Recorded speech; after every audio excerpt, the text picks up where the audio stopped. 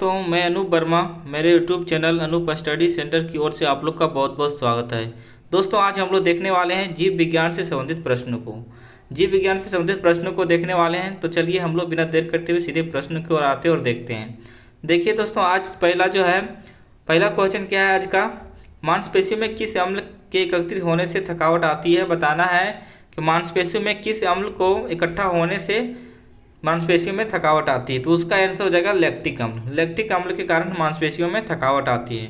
आगे देखते हैं फ्रेंड्स। देखिए, अंगूर में कौन सा अम्ल पाया जाता है। तो अंगूर में कौन सा अम्ल पाया जाता है, टार्टरिक अम्ल पाया जाता है। क्या पाया जाता है, टार्टरिक अम्ल पाया जाता है। देख लेते हैं फिर से, मांसपेशियों में किस अम्ल के एकत्रित होने से थकावट आती है। तो लैक्टिक अम्ल। अंगूर में कौन सा अम्ल पाया जाता है, तो टार्टरिक अम्ल पाया जाता है। नेक्स्ट देखते हैं। नेक्स्ट है, कैंसर संबंधी रोगों का अध्ययन क्या कहलाता है। बताना है कि कैंसर संबंधी अध्ययन का अध्ययन क्या कहलाता है, जो किसका। तो कैंसर संबंधित रोगों का अध्ययन कहलाता है, क्या कहलाता है, ऑर्गेनोलॉजिस। ऑर्गेनोलॉजिस कहलाता है कैंसर संबंधित रोगों का अध्ययन। आगे देखिए, मानव शरीर में सबसे लंबी कोशिका कौन सी है। तो तंत्रिका कोशिका मानव शरीर की सबसे लंबी कोशिका है। क्या है, तंत्रिका कोशिका मानव शरीर की सबसे लंबी कोशिका है। फिर से देख लीजिए, कैंसर संबंधी रोगों का अध्ययन क्या कहलाता है। तो ऑर्गेनोलॉजी कहलाता है, ऑर्गेनोलॉजी कहलाता है। और मानव शरीर का सबसे लंबी कोशिका कौन सी है, तो तंत्रिका कोशिका है। नेक्स्ट देखते हैं। नेक्स्ट है, दांत मुख्य रूप से किस पदार्थ के बने होते हैं। बताना है, तो डेंटाइन के बने होते हैं। किसके, डेंटाइन के बने होते हैं। आगे देखिए, किस जंतु की आकृति पैर के चप्पल के समान होता है। तो पैरामीशियम का आकार जो होता है वो पैर के चप्पल की तरह होता है। किसका, तो पैरामीशियम का। फिर से देख लीजिए, ये क्वेश्चन इंपॉर्टेंट है, बहुत बार पूछा जाता है। किस जंतु की आकृति पैर की चप्पल के समान होती है। तो पैरामीशियम का जो होता है उसका चप्पल की आकार की होती है। इसको याद कर सकते हैं। देखिए, चप्पल कहाँ पाया जाता है, पैर में। तो पैर कैसा होता है, तो यहाँ से पैर से रिलेटेड कर सकते हैं। चप्पल कहाँ पैर पहना जाता है, पैर में, और पैर से हो गया पैरामीशियम। चलिए आगे देखते हैं। आगे है, केंचुए की कितनी आँखें होती है। बताना है कि केंचुए जो है कितनी आँखें होती है। तो केंचुए की एक भी आंखें नहीं होती है। इसका सही आंसर हो जाएगा, केंचुए की एक भी आंखें नहीं होती है। गाजर में किस विटामिन का समृद्ध होता है। बताना कि गाजर में कौन सी विटामिन पाई जाती है। तो गाजर में पाई जाती है विटामिन ए। कौन सी विटामिन पाई जाती है गाजर में, तो विटामिन ए पाई जाती है। और केंचुए की कितनी आँखें होती है, एक भी आँखें नहीं होती है।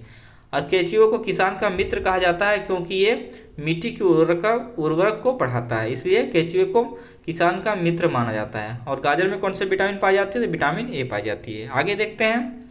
आगे है, निम्न में से किस पदार्थ में प्रोटीन नहीं पाया जाता है। बताना कि किस पदार्थ में प्रोटीन नहीं पाया जाता है। तो उसका सही आंसर हो जाएगा चावल। आगे देखते हैं, मानव का मस्तिष्क लगभग कितने ग्राम का होता है। बताना है कि मानव का मस्तिष्क जो होता है कितने ग्राम का होता है। तो 1350 ग्राम का मानव मस्तिष्क का वजन होता है। चलिए आगे देखते हैं। आगे है, रक्त में पाई जाने वाली धातु क्या है। रक्त में क्या पाई जाती है, तो लोहा पाई जाती है, आयरन पाई जाती है रक्त में। याद रखिएगा फ्रेंड्स, रक्त में क्या पाई जाती है, तो आयरन पाई जाती है। किण्वन का उदाहरण बताना है। तो दूध का खट्टा होना किसका उदाहरण है, तो किण्वन का। खाने की ब्रेड का बनना जो है किसका है, तो किण्वन का। गिल्ले आटे का खट्टा होना किसका है, तो किण्वन का। फिर से देख लीजिए, इंपॉर्टेंट है। रक्त में पाए जाने वाली धातु कौन सा है, आयरन है, यानी कि लोहा है। आगे देखिए, किण्वन का उदाहरण क्या है, दूध का खट्टा होना। दूध का खट्टा होना किण्वन का उदाहरण है।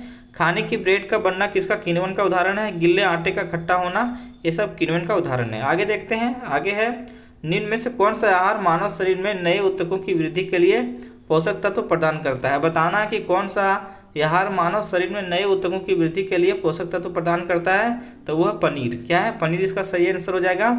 आगे देखते हैं, निम्न में से कौन एक उड़ने वाली छिपकली है। उड़ने वाली छिपकली कौन है, ड्रैको। ड्रैको कैसी छिपकली है, तो उड़ने वाली छिपकली। आगे देखते हैं। आगे देखिए, आगे है, घोंसला बनाने वाला एकमात्र सांप कौन सा है, तो किंग कोबरा। किंग कोबरा एक ऐसा सांप है जो घोंसला बनाता है। चलिए आगे देखते हैं। भारत में पाई जाने वाली सबसे बड़ी मछली कौन सी है, तो व्हेल शार्क। कौन सा है, व्हेल शार्क मछली जो है, यानी कि शार्क मछली जो है भारत में पाई जाने में सबसे बड़ी मछली है। कौन मछली सबसे बड़ी मछली है, तो शार्क मछली है। चलिए आगे देखते हैं। आगे घोंसला बनाने वाले एकमात्र सांप कौन सा है, तो किंग कोबरा हो जाएगा। ये सब रिवीजन के लिए मैं दोबारा इसको लिख दिया हूँ, याद रखिएगा फ्रेंड्स। भारत में पाए जाने में सबसे बड़ी मछली कौन सा है, व्हेल शार्क है। आगे देखते हैं, दालें किसका एक अच्छा स्रोत है, तो प्रोटीन का। ये नया क्वेश्चन है, याद रखिएगा, ये पूछा जाता है। दालें किसका दालें किसका अच्छा स्रोत है? तो प्रोटीन का। दाल में क्या पाया जाता है? प्रोटीन पाया जाता है। चलिए आगे देखते हैं।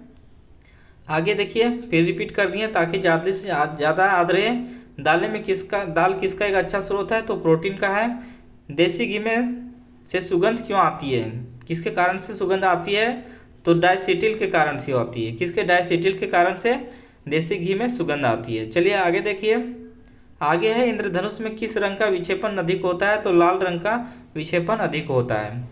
अगला प्रश्न है, टेलीविजन का आविष्कार किसने किया था? ये बहुतों बार पूछा गया और आने वाले एग्जाम में भी पूछा जाएगा, इसलिए याद रखिएगा।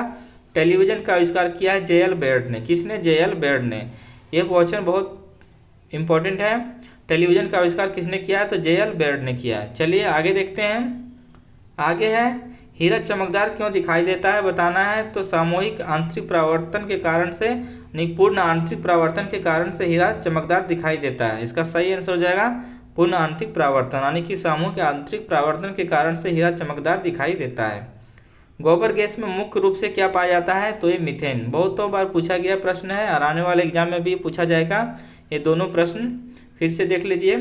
हीरा चमकदार क्यों होता है? तो पूर्ण आंतरिक परावर्तन के कारण से होता है। गोबर गैस में मुख्य रूप से क्या पाया जाता है? तो मीथेन पाया जाता है। याद रखिएगा फ्रेंड्स ये क्वेश्चन।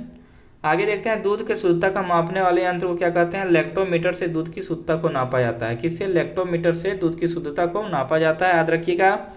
पृथ्वी का सबसे अधिक मात्रा में पाए जाने वाले धातु तत्व कौन सा है? तो एल्युमिनियम है। पृथ्वी पर सबसे अधिक मात्रा में पाए जाने वाला धातु तत्व कौन सा है? एल्युमिनियम है। मोती मुख्य रूप से किस पदार्थ का बना होता है? तो कैल्शियम कार्बोनेट का बना होता है।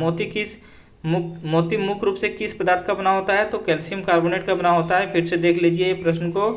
देखिए तीनों। दूध की शुद्धता मापा जाता है लैक्टोमीटर में। पृथ्वी पर सबसे अधिक मात्रा में पाए जाने वाले धातु तत्व कौन सा? एल्युमिनियम है। मोती मुख्य रूप से किस पदार्थ का बना होता है? तो कैल्शियम कार्बोनेट का बना होता है। चलिए आगे देखते हैं। आगे है, मानव शरीर में सबसे अधिक मात्रा में कौन सा तत्व पाया जाता है? तो ऑक्सीजन पाया जाता है। मानव शरीर में सबसे अधिक मात्रा में कौन सा तत्व पाया जाता है? तो ऑक्सीजन। किस प्रकार के ऊतक शरीर के सुरक्षा का कवच कार्य करता है? तो एपिथेलियम ऊतक जो है वो क्या करता है? शरीर के सुरक्षा कवच प्रदान करता है, यानी कि सुरक्षा कवच के रूप में कार्य करता है। कौन? एपिथेलियम ऊतक। फिर से देख लेते हैं दोनों। मानव शरीर का सबसे अधिक मात्रा में कौन सा तत्व पाया जाता है? तो ऑक्सीजन पाया जाता है। किस पदार्थ के ऊतक शरीर के सुरक्षा कवच का कार्य करता है? तो एपिथेलियम ऊतक सुरक्षा कवच का कार्य करता है। चलिए आगे देखते हैं। आगे है, मनुष्य में सर्वप्रथम किस जंतु को अपना पालतू बनाया था? तो कुत्ता को अपना पालतू बनाया था। किसने बनाया था? तो मनुष्य ने सर्वप्रथम कुत्ता को पालतू जानवर बनाया था। आगे देखते हैं, किस वैज्ञानिक ने सर्वप्रथम बर्फ के दो टुकड़ों को आपस में घिसकर पिघला दिया था? तो डेवी ने। डेवी ऐसा वैज्ञानिक था जिसने बर्फ के दो टुकड़ों को आपस में घिसकर पिघला दिया था। आगे देखते हैं। आगे देखिए फ्रेंड्स, सबसे अधिक तीव्रता की ध्वनि कौन उत्पन्न करता है? तो बाघ। सबसे अधिक तीव्रता की ध्वनि उत्पन्न करता है बाघ। आगे है, जब ध्वनि तरंग चलती है तो वे अपने साथ ले जाती है, क्या जाती है? तो ऊर्जा ले जाती है। फिर से देख लीजिए, जब ध्वनि तरंग चलती है तो अपने साथ ले जाती है क्या? ऊर्जा। चलिए आगे देखते हैं। आगे है, सूर्य ग्रहण के समय सूर्य का कौन सा भाग दिखाई देती है? एक किरीट सा भाग जो है वो दिखाई देती है। सूर्य ग्रहण के समय सूर्य का कौन सा भाग दिखाई देती है? तो किरीट दिखाई देती है। कब दिखाई देती है? तो सूर्य के समय दिखाई देती है किरीट। आगे देखिए, सूर्य की किरण में कितने रंग होते हैं? तो सूर्य की किरण में 7 रंग होते हैं। कितने रंग होते हैं? 7 रंग होते हैं।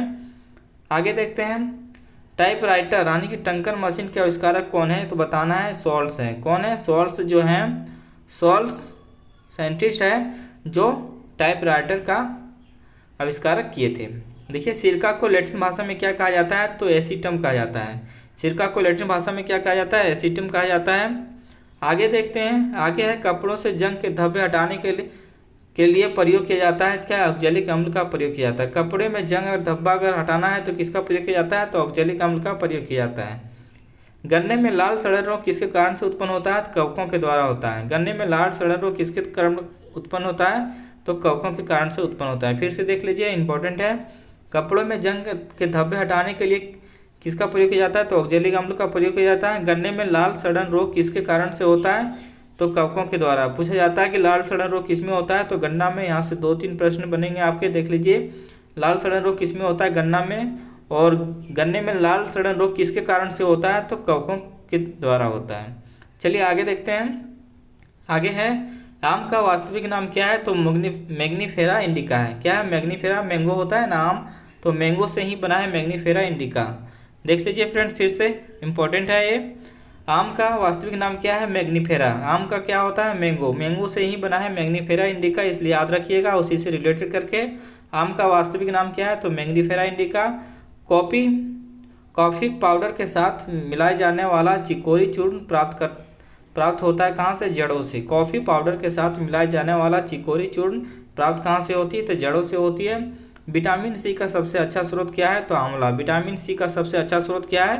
तो आंवला। एक क्वेश्चन बहुत बार पूछा गया है और आने वाले एग्जाम में भी पूछा जाएगा, याद रखिएगा। विटामिन सी का सबसे अच्छा स्रोत क्या है? तो आंवला है। तो वीडियो फ्रेंड्स, आज का वीडियो ही खत्म होता है, फिर मिलते हैं नेक्स्ट वीडियो में। मेरा वीडियो कैसा लगा कमेंट में जरूर बताइएगा, और मेरे चैनल में अगर नए होंगे तो सब्सक्राइब कर लीजिएगा। मेरे वीडियो देखने के लिए आप लोग का बहुत बहुत धन्यवाद।